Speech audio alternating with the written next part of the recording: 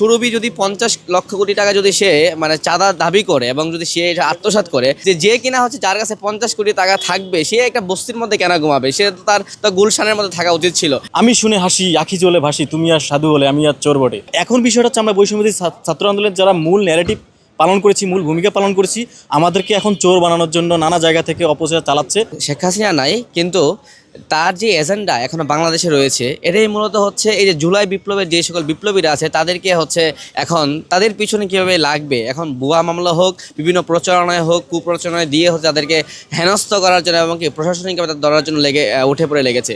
তো আমরা এটা তীব্র নিন্দা জানাই।